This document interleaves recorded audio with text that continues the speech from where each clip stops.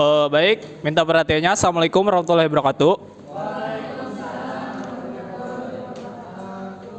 Sebelumnya izin memperkenalkan diri. Nama saya Fahrul Firjatullah. Saya dari kelas 1C. Saya di sini mau mempresentasikan hasil saya, yaitu tentang respon radang.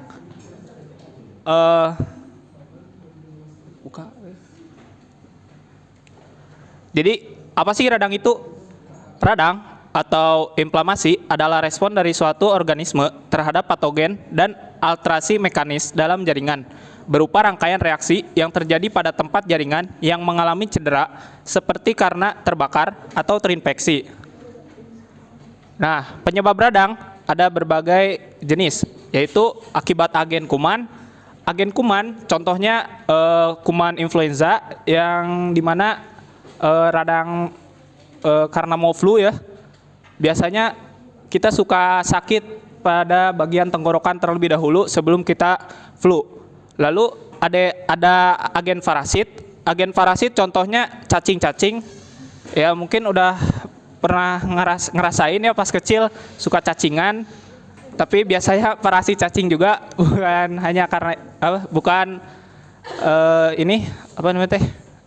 agen parasit ini sedikit berbahaya karena biasanya memakan sel-sel di dalam tubuh kita. Bisa jadi memakan sel usus kita atau lain-lain yang berada di dalam tubuh kita. Lalu ada benda tajam. Nah, ternyata benda tajam ini termasuk ke dalam penyebab radang.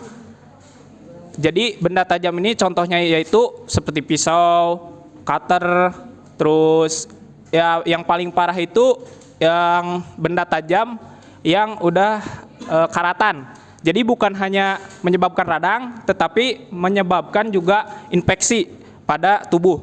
Lalu ada suhu, ya udah tahu kan suhu mungkin karena akibat terbakar api atau karena kedinginan. Biasanya ada tuh orang yang suka gatal-gatal kalau kedinginan. Nah, itu mungkin terjadi akibat suhu.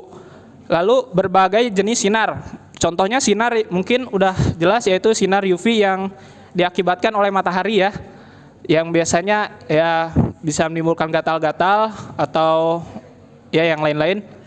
Lalu listrik, udah jelas listrik bukan hanya menyebabkan radang tapi bisa mengakibatkan kematian.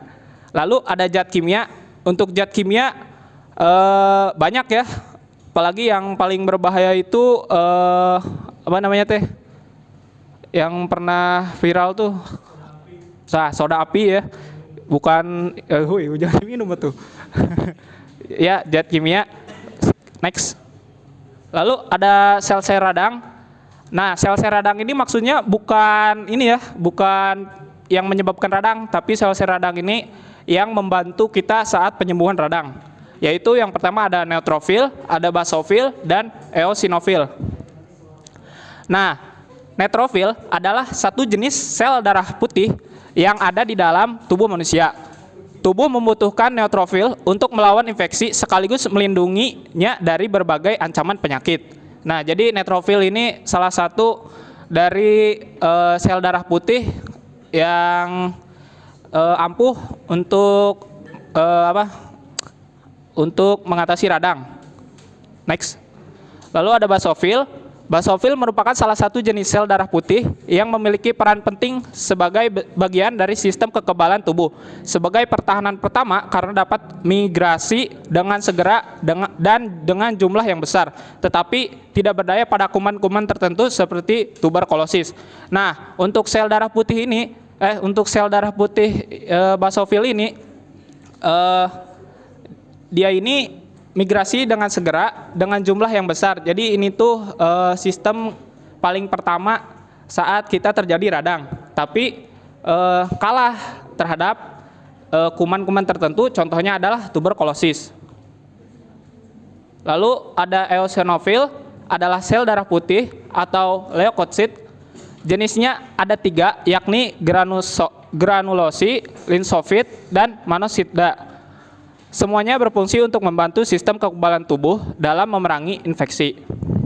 Next. Lalu ada radang akut dan kronik.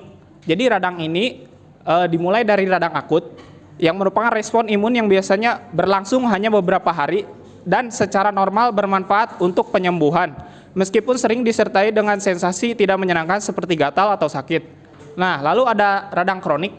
Ketika sistem imun bekerja terlalu keras untuk menangkis ancaman dan mempertahankan metode serangan ini untuk jangka waktu yang lama, hal ini dapat menyebabkan kerusakan pada tubuh. Nah, di sini saya ingin bercerita dulu ya tentang kedua radang ini. Jadi saya ini pernah mengalami radang kronik, yaitu radang pada usus saya. Nah, di waktu radang ini, kan sebelum radang ini saya pasti merasakan radang akut. Nah, pada saat radang akut ini, perut saya ini merasakan rasa yang panas gitu, rasa yang panas.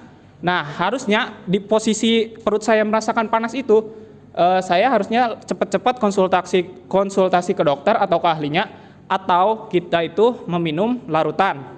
Larutan dalam artian minuman cacing, larutan cacing.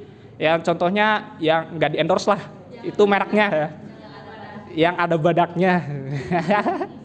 Nah, sebelum ke kronik, nah saya kan udah merasakan ini. Nah, cuman untuk sharing-sharing saja.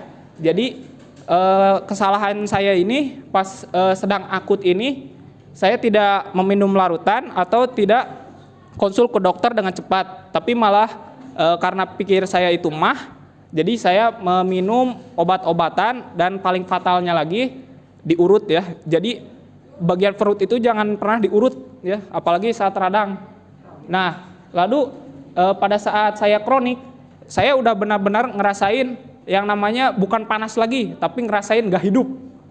Nah, di posisi kronik ini, saya ini udah, wah pokoknya, udah gak ngerasa hidup pokoknya. Saya baru sadar ngerasa hidup pas dokter memvonis saya untuk dioperasi. Nah, jadi teman-teman hati-hati ya, bahwa radang itu bukan sembarang penyakit yang menurut kita kecil, tapi bisa berdampak besar bagi tubuh kita. Next. Nah, bagaimana sih cara mengatasi radang? Yang pasti minum obat yang dianjurkan dokter. Lalu gunakan salep-salep tertentu yang dianjurkan dokter. Ya, ini untuk khusus bagian luar. Ya kali atau bagian dalam disalepin. Lalu meminum larutan cacing yang seperti tadi, yang ada badaknya. Lalu perbanyak meminum air putih. Nah, ini juga bagus untuk bagian tubuh, kan radang ini biasanya akibat suhu juga. Jadi posisi tubuh saat panas-panasnya kita mungkin kekurangan cairan, ya contohnya air putih. Lalu apabila terkena benda tajam, basuhlah menggunakan alkohol atau sejenisnya, jangan minyak rem. Lalu tetap waspada, dan apabila diperlukan kita butuh medkit. Nah, kesimpulannya, radang ini terjadi karena ada kerusakan sel-sel dalam tubuh yang diakibatkan oleh agen-agen, dan radang ini bukanlah penyakit yang sepele, bahkan bisa menimbulkan kematian. Bahkan ada pepatah mengatakan lebih baik sakit hati daripada sakit gigi. Ya, jadi sakit gigi juga ada termasuk radang ya. Ya.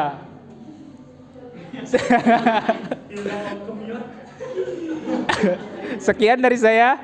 Mohon maaf bila ada salah kata. Wassalamualaikum warahmatullahi wabarakatuh.